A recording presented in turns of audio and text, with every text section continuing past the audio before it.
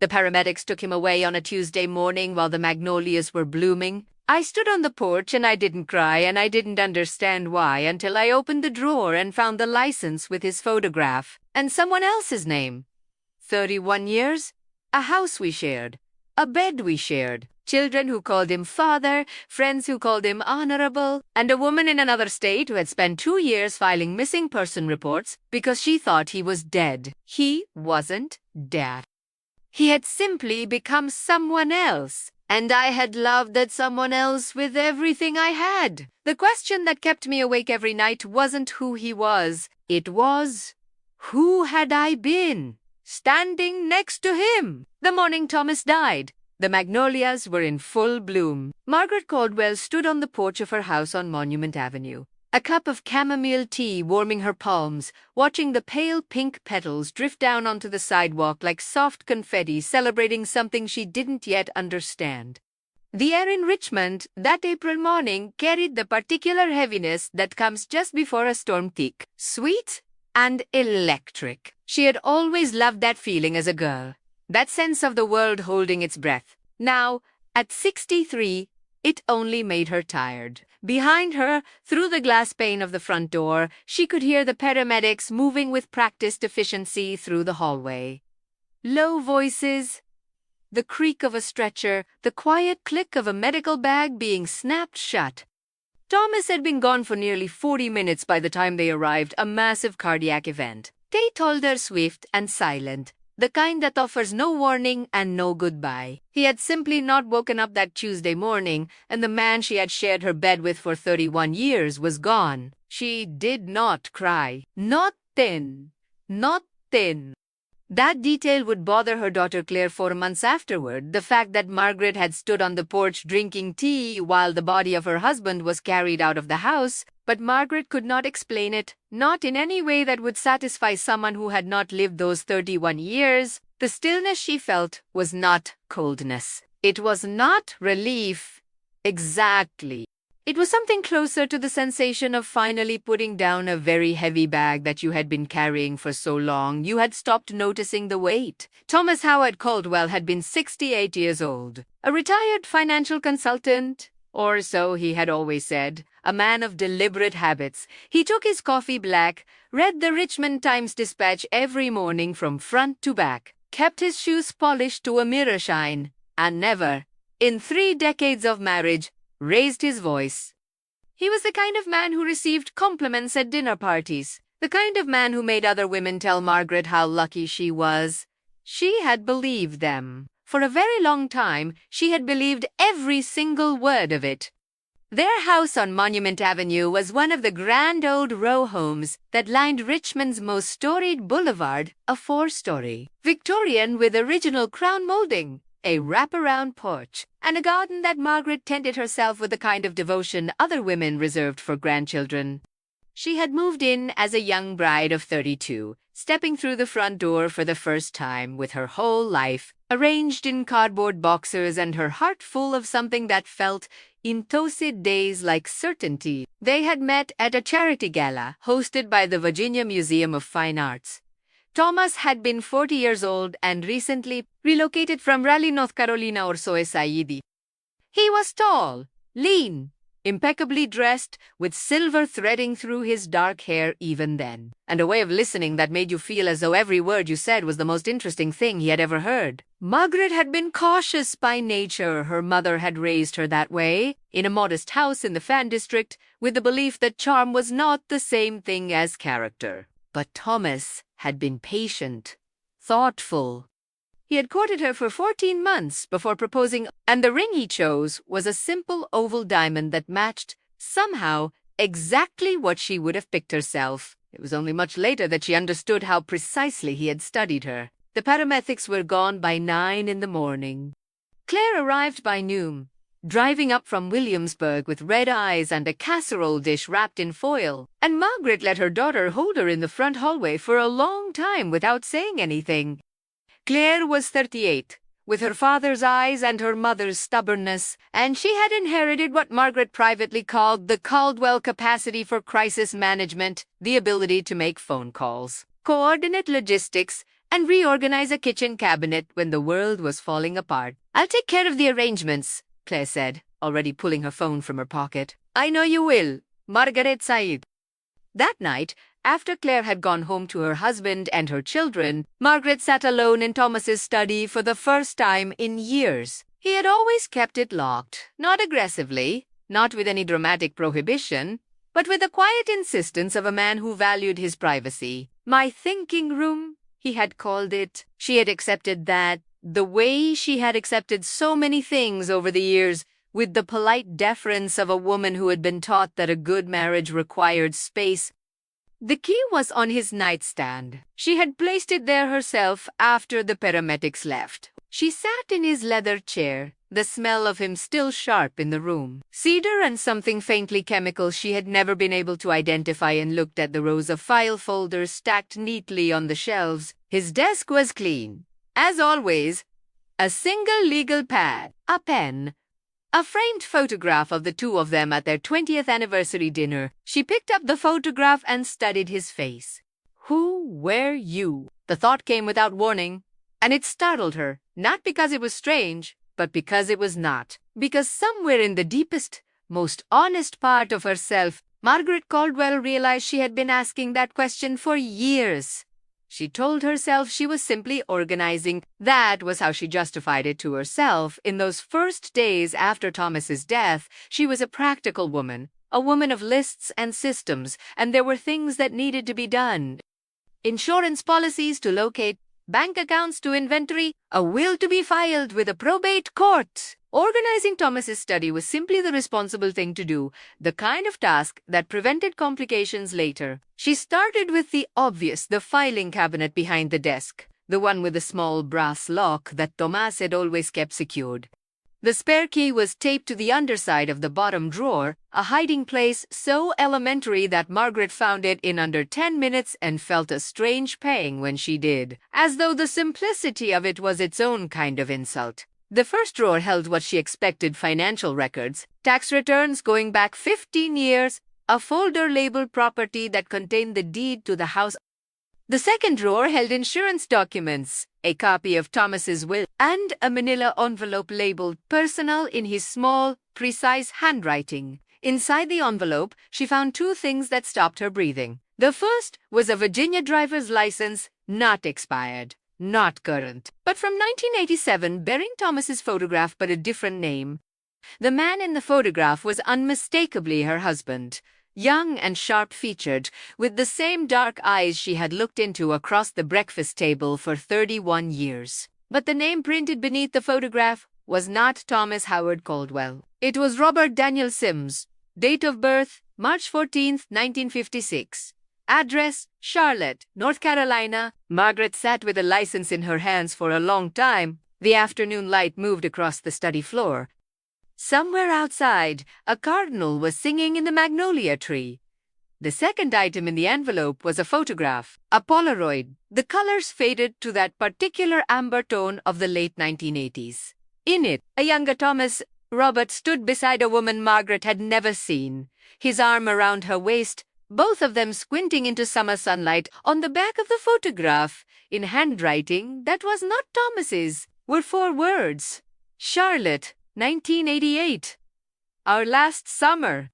She put everything back in the envelope. She placed the envelope in the top drawer of her own dresser, under a stack of winter sweaters. Then she walked downstairs, stood at the kitchen sink, and washed her hands 3 times with the lemon dish soap Thomas had always insisted on buying, even though she preferred the unscented kind. It was her friend Dorothy Nugent who noticed something was wrong.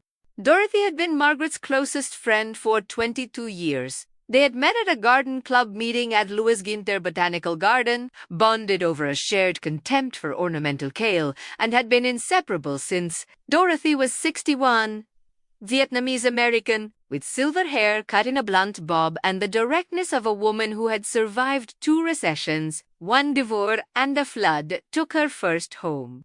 She arrived on Thursday morning with Vietnamese coffee and pastries from a bakery on Carey Street, and she took one look at Margaret's face and set down the bag without a word. "Tell me," Dorothy said. Margaret told her about the license, about the photograph. About the name Robert Daniel Sims. Dorothy listened without interrupting, a rare thing and a gift. When Margaret finished, Dorothy was quiet for a moment, stirring her coffee with a small spoon. "Have you looked him up?" Dorothy asked. "I don't know how to start." "I do," Dorothy said. They spent the afternoon on Margaret's laptop at the kitchen table. Dorothy navigating with the focused efficiency of someone who had taught herself to file her own taxes online at 60 and had never looked back. What they found in those hours unfolded slowly, like water damage revealing itself in layers. First a discoloration, then a stain, then the full rot beneath the surface. Robert Daniel Sims had existed. He had grown up in Charlotte, North Carolina, the son of a furniture salesman and a school teacher. He had attended the University of North Carolina at Charlotte for 2 years before dropping out. He had been arrested in 1989 on charges of wire fraud related to a small investment scheme, a case that had been settled out of court, the records partially sealed but not entirely invisible to someone who knew where to look. And then, in 1991, Robert Daniel Sims had simply ceased to exist.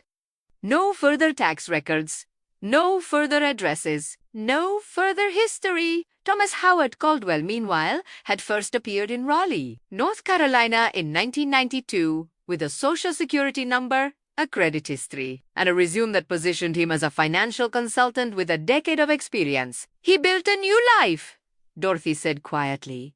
"He built it on lies." Margaret sighed. Her voice was steady. She was surprised by how steady it was.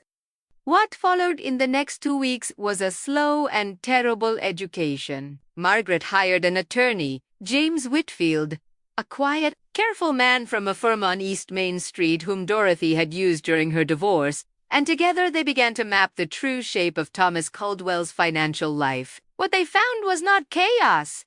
It was worse than chaos. It was precision. It was the architecture of a man who had been managing deceptions with professional care for decades.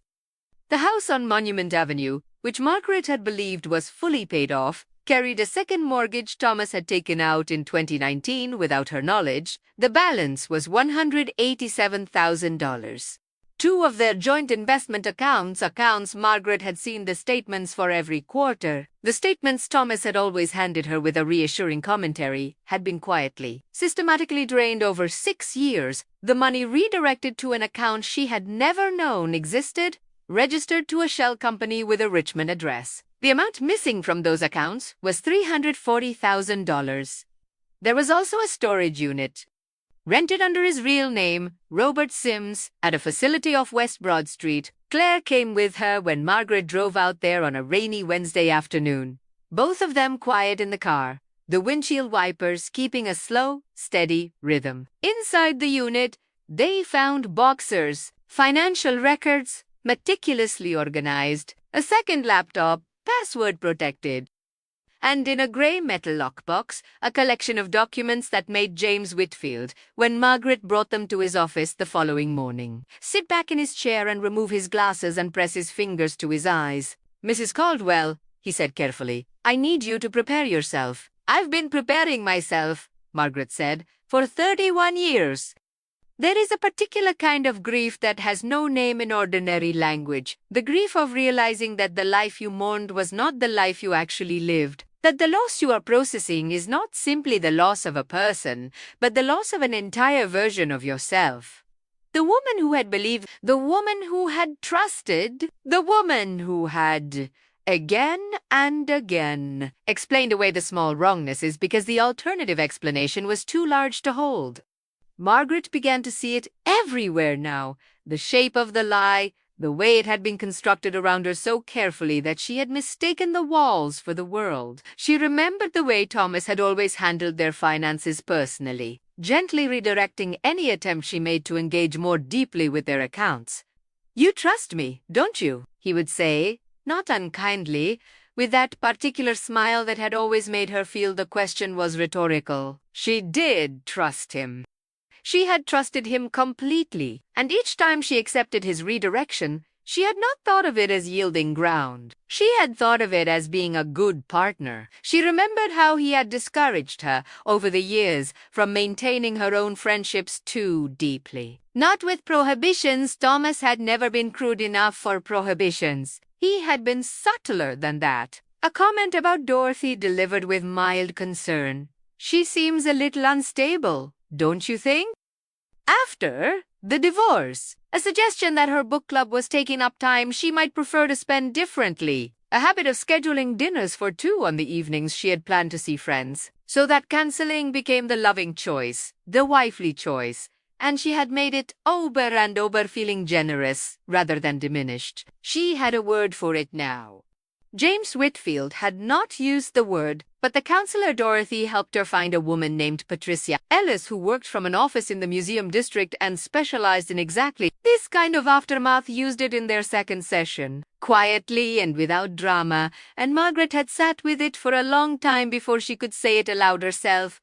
Coercive control. It doesn't require violence, Patricia sighed. In fact, it often works better without it. The goal is to make the other person smaller, gradually, so they don't notice it happening, so they mistake their diminishment for contentment. I thought I was content, Margaret said. I know, Patricia said.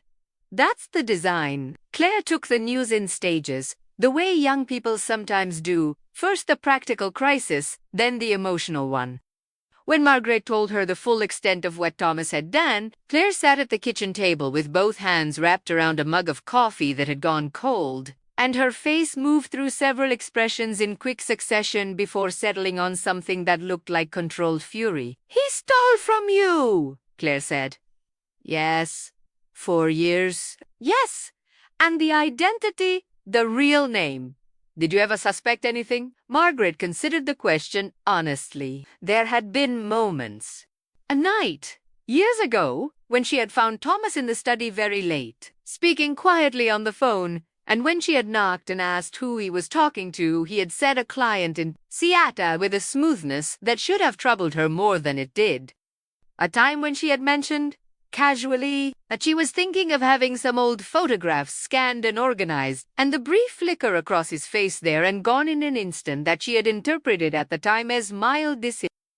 A birthday, his 65th, when she had tried to track down an old friend from his past to invite as a surprise, and every trail she followed had led nowhere, and Thomas, when she mentioned it, had laughed and said he had simply never been good at staying in touch. She had believed all of it. I believed all of it, she told Claire. Mom? Claire's voice broke. That is not your fault. James Whitfield had filed the necessary paperwork to freeze the remaining assets and open a full accounting of the estate. The shell company Thomas had used to siphon the investment funds was registered in Delaware, a common enough structure for legitimate businesses, Whitfield explained, but in this case used to obscure the movement of money with practiced expertise. Following the money trail backward through several years of transactions revealed what appeared to be a pattern of quiet money shifted between accounts, invested in ventures that existed primarily on paper, generating returns that were documented but never verified. There was, Whitfield told her carefully, a possibility that some of the money could be recovered. There was also a possibility that other creditors would come forward, people or institutions. Thomas had defrauded before becoming Thomas. Robert Sims's 1989 wire fraud case had been settled, technically, but the individual who had brought the original complaint, a man named Gerald Fowler of Charlotte, North Carolina, was still alive and, upon being contacted by Whitfield's office, had expressed significant interest in the discovery that Robert Sims had been living in Virginia for 30 years under an assumed name. Margaret was sitting in her garden when Whitfield called to tell her about Gerald Fowler. It was a warm evening in late May, the roses she had been tending for 20 years climbing the garden wall in full bloom, the air sweet and heavy in the particular way of Richmond evenings in early summer. She had a glass of iced tea and a book she had not been reading, open face down in her lap. She thought about the woman who had planted those roses, 32 years old, newly married, believing she was building something real and permanent, pressing each baroot cane into the Virginia clay with her own hands. "Mrs. Caldwell," Whitfield said. "Are you still there?" "Yes," she said. "I'm still here." The full picture took 4 months to assemble. It was not, in the end, a simple story. Margaret had been hoping, somewhere in the private part of herself that still craved resolution, that the truth would arrive as a single clean revelation, one clear answer that would organize all the disorder and make sense of 31 years. Instead, it arrived the way real truth usually does, in pieces, incomplete and contradictory, requiring her to hold multiple versions of a person simultaneously and accept that none of them was the whole. The second laptop, recovered from the storage unit and unlocked by a forensic technology service Whitfield retained, contained what amounted to a personal archive: emails, documents, scanned records going back to the early 1990s. It painted a portrait of a man who had made a decision in 1991, at 35 years old, facing a fraud conviction that would have followed him everywhere, to simply disappear and become someone else. It was not, by the standards of elaborate criminal enterprise, a sophisticated operation. It was the work of a moderately intelligent, deeply frightened man who had access to the right resources at the right moment in history, before the digital record-keeping that now made such reinventions nearly impossible. There had been a woman in Charlotte. Her name was Susan Mercer. She was the woman in the Polaroid photograph.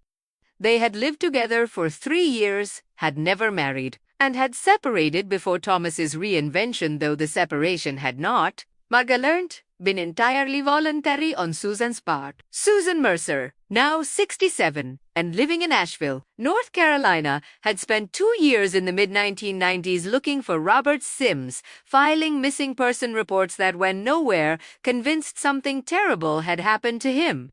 She had eventually stopped looking, eventually rebuilt her life. Eventually, as she told Margaret in a phone call that both of them found necessary and devastating, stopped being angry and simply became sad. "I thought he was dead," Susan said. Her voice was quiet and careful, the voice of a woman who had long since made peace with something she could not change. "I mourned him. I actually mourned him." "I'm sorry," Margaret said. "Don't be sorry, you didn't know. Neither did you." The financial reckoning continued through June and into July. The second mortgage on the house was a genuine liability. The bank had a legitimate claim, and there was no legal argument against it. The investment account funds, however, represented a different matter.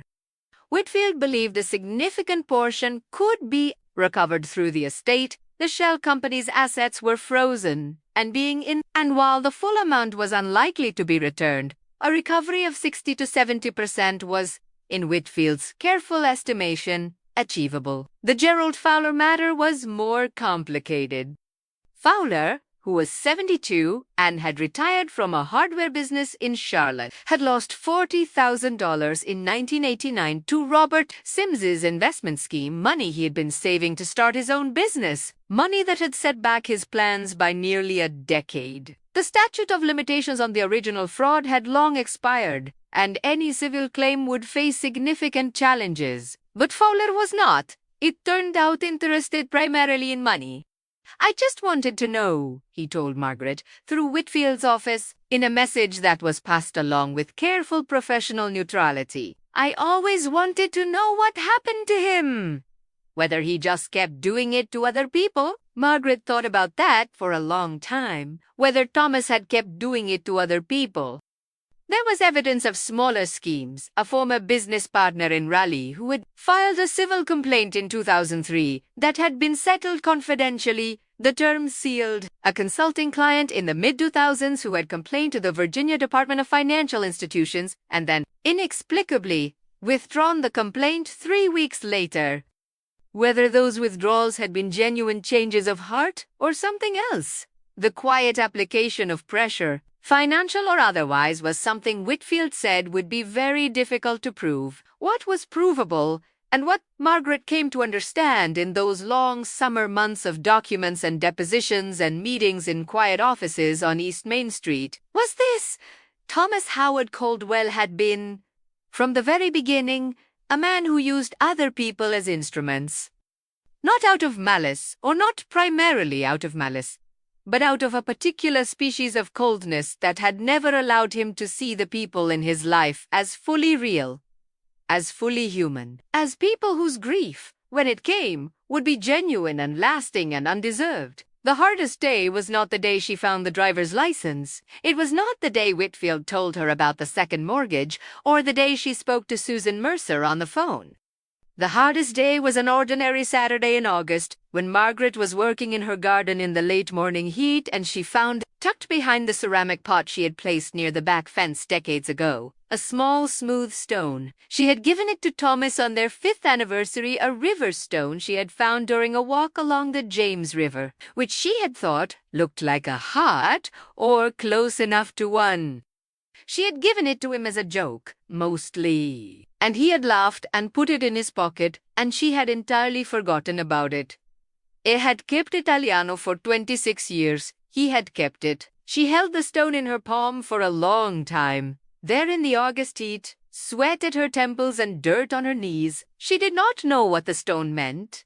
She could not decide whether it meant anything at all, or whether she simply wanted it to, because the alternative was that nothing had meant anything was more than she was willing to believe. She put the stone in her pocket. She kept guarding. That afternoon, she called Dorothy. "I need to tell you something," she said. "Okay," Dorothy said. "I'm angry," Margaret said. "I'm not sad anymore. I'm angry." Dorothy was quiet for a moment. Then, "Good," she said. "It's about time." The hearing was held on a Thursday morning in mid-September at the Richmond Circuit Court, a stately building on North 9th Street where the Virginia state flag hung in the lobby and the floors were worn smoothed by a century of footsteps.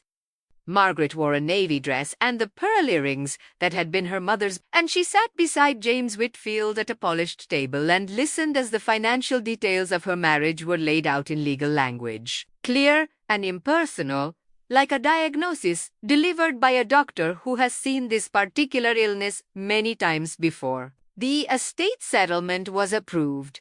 The recovery from the shell company accounts amounted to 62% of the missing funds, $210,800, returned to Margaret's name. The second mortgage would be paid from the estate, leaving the house on Monument Avenue with equity reduced but intact. She would not be wealthy. She would not be ruined. She would be in the particular financial middle ground that Whitfield had been aiming for all along. Stable. Claire sat behind her in the gallery. Dorothy sat beside Claire. Patricia Ellis, who had offered to come, was there in the back row in a quiet gray blazer, her presence alone a comfort. Walking out of the courthouse into the September morning, the air finally cooling, the sky a deep, clear blue over the James River, Margaret stopped on the steps and stood still for a moment, letting the sunlight fall on her face. Claire came to stand beside her. Dorothy appeared on her other side. No one said anything for a while, and that silence felt, to Margaret, like something she had earned. "What now?" Claire asked finally. "Now I go home," Margaret sighed, "and I plant the fall bulbs." It was not a deflection. It was, Margaret had come to understand over those long months, one of the truest things she could say. The garden had been hers in a way the marriage, she now recognized, had never quite been. It was the one domain Thomas had shown no interest in controlling, perhaps because it offered him nothing useful, or perhaps because watching her tend it had served some purpose she preferred not to examine. Either way, the garden had been hers. The roses were hers.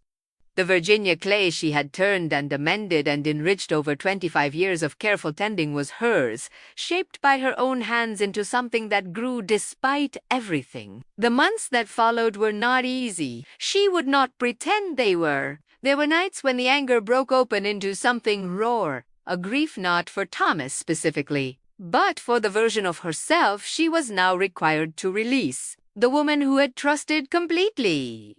The woman who had believed that the life she was living was the life she was actually in. That woman had been real. Her love, even if it had been love for someone who did not exist, had been real. And mourning something real is real mourning. regardless of what it was morning. Patricia Ellis gave her tools for those nights, not prescriptions, not easy formulas, but genuine instruments for navigating the kind of loss that does not have a clean shape.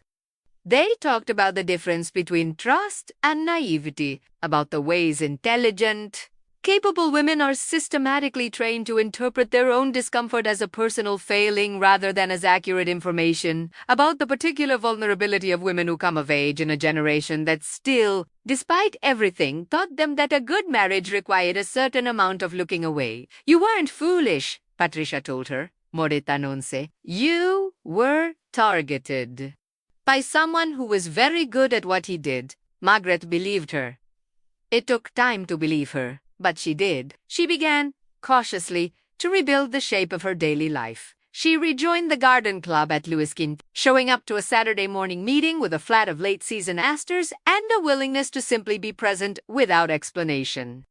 She had lunch with Dorothy every Tuesday at a Vietnamese restaurant on Carey Street, where Dorothy always ordered the pho and Margaret always ordered the lemongrass chicken, and neither of them ever felt obligated to talk about anything they didn't want to talk about.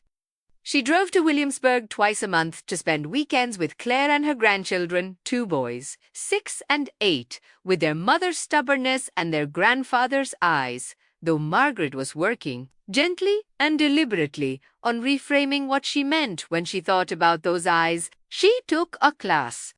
This was Dorothy's idea, and Margaret resisted it for longer than she should have.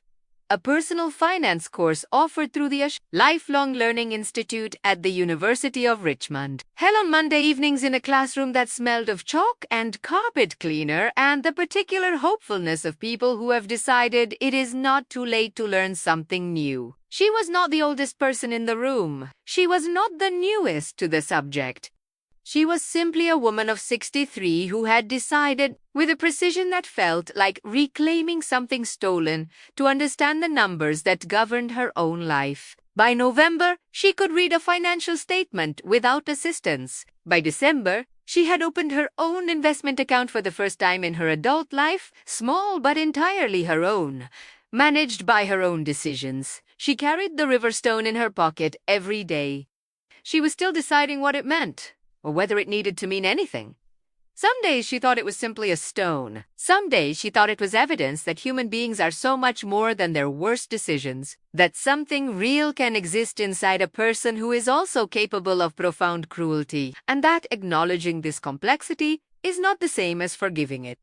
Some days she thought it was a reminder not of Thomas, not exactly, but of the woman who had stood on the bank of the James River 26 years ago and picked up a stone because it reminded her of a heart. That woman was still here. She had been here the whole time, underneath everything. The magnolias on Monument Avenue had long since lost their spring blossoms by that December, their broad leaves turning to the waxy dark green of winter. Margaret stood on the porch one morning, her coffee warming her hands.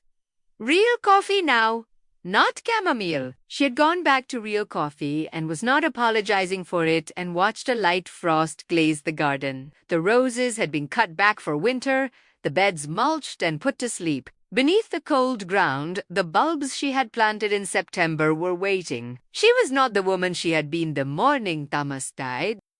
She was not the woman she had been the morning she married him, or the morning she found the driver's license, or the morning she walked out of the Richmond Circuit Court into the September sun. She was someone newer and older, and, for the first time in longer than she could accurately measure, entirely her own. She thought about Gerald Fowler in Charlotte, who had simply wanted to know. She thought about Susan Mercer in Asheville, who had mourned a man who had never deserved it.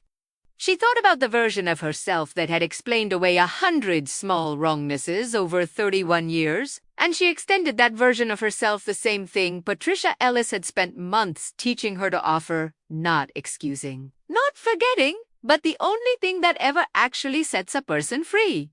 She finished her coffee. She went back inside. She had a Monday evening class to prepare for, a phone call with Claire to make, and a garden that would need her attention again in spring. She was 63 years old, and she was just beginning.